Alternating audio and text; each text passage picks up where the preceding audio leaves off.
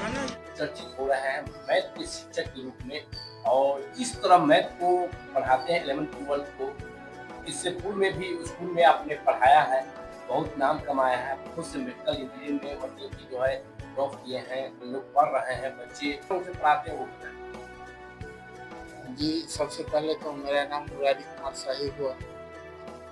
मैं 2006 से बच्चों को मैथ्स का क्लास दे रहा हूँ। बहुत सारे इंस्टीट्यूट में भी दिया, स्कूल में भी दिया। अब पहले तो मेरा ब्रांच चलता था उड़िया बाजार में, वहाँ से बहुत सारे रिजल्ट आए। कोरोना के बाद अब हम लोगों ने मिठानपुरा में न्यूक्लियस एजुकेशन के अंदर ही अपना कोचिंग स्टार्ट किया है, जहाँ से बच्चों को बोर्ड की भी तैयारी करानी है और जेई की भी तैयारी करानी है।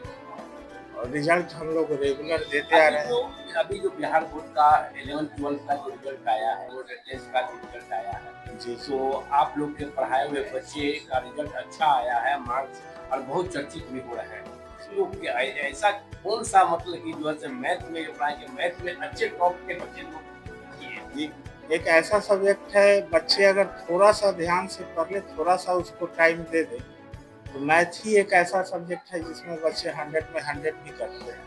और यहाँ के बच्चे रेगुलर करते आ रहे हैं। बेसिकली बिहार बोर्ड 100 में 100 लेते आ रहे हैं। सीबीएसई बोर्ड में भी बच्चे 100 में 100 मैथ में ही लाते हैं। साइंस में तो थोड़ा सा मुश्किल है, लेकिन मैथ में लाते हैं।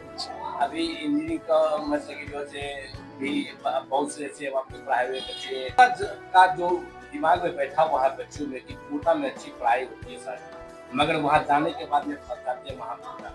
जब हमारे बिहार के मुजफ्फरपुर में वैसा सुविधा दिए हुए हैं, आप लोग वैसा ढंग से पढ़ाते हैं कि कोटा जाने की आवश्यकता नहीं, तो ऐसे अभिभावक से अच्छा छात्राओं से क्या जी, मैं उन लोगों को बोलना चाहूँगा, कोटा जाने की कोई वैसी ज़रूरत अब नहीं।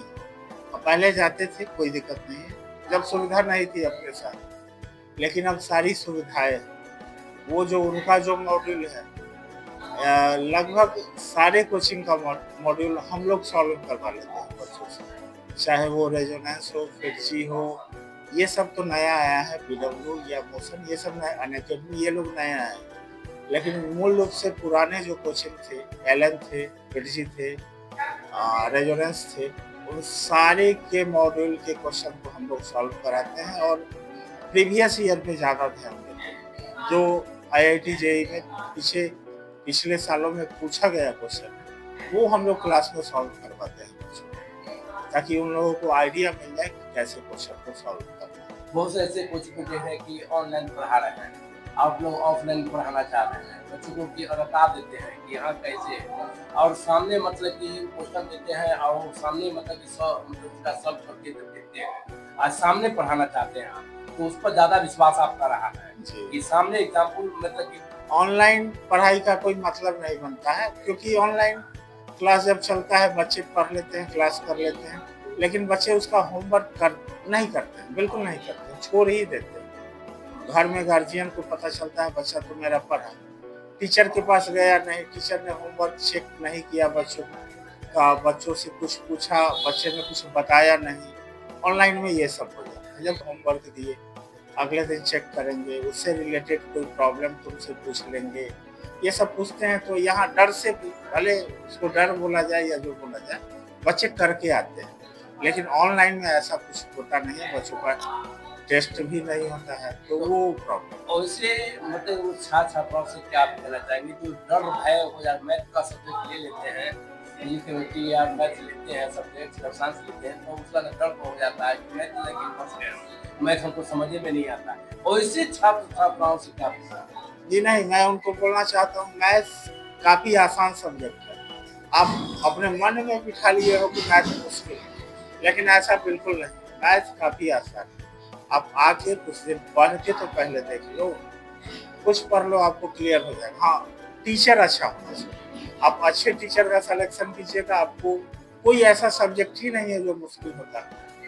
टीचर अच्छे हो, वो टीचर के ऊपर डिपेंड करता है, किसी सब्जेक्ट को आसान बना देना और कोई टीचर उसी को मुश्किल बना देना, वो टीचर के ऊपर डिपेंड करता है। बहुत से ऐसे अभिभावक होंगे जो मतलब गरीब आदमी है, किसान के बच्चे हैं, मजदूर के बच्चे हैं, पैसा क्या जिंदगी गड़बड़ है, और ऐसे बच्चे अगर आपके पास बीच में आते हैं पढ़ने के लिए तो उसके लिए क्या सलाह है? जी, आज से नहीं, मैं पिछले 20 सालों से लगभग ऐसा कर रहा हूँ।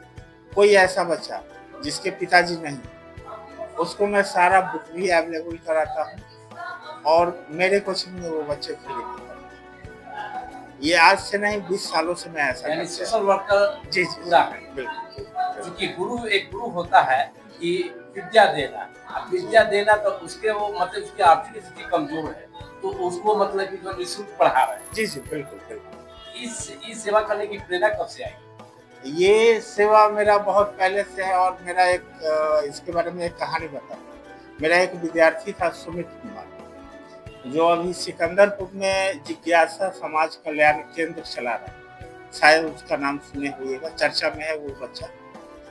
वो मेरा ही पढ़ाया हुआ विद्यार्थी है, हम ही से सीख के गया और वो अभी इतना बड़ा काम शहर के लिए कर रहा है। वो हम ही से सीखा था।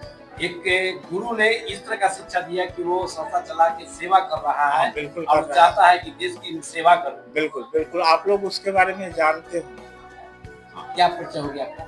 मेरा नाम मुरारी कुमार शाही हुआ और कोचिंग का क्या नाम है? Nucleus education Mishanpura Madanapur.